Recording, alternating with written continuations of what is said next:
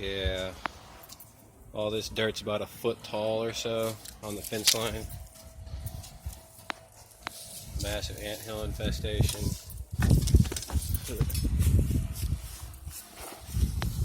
It's like that all the way down this fence line to the corner right there. Majority of these 2x4s are going to have to be replaced because they're rotted at the bottom now. This main post, I don't know if you can see it, but it's shaking pretty bad. That post is going to have to be redone. They've got their plant stringer stringed to the fence all the way down to here. This section over here is falling. This post may have to be relayed too, because that guy's gone. Yeah, that post is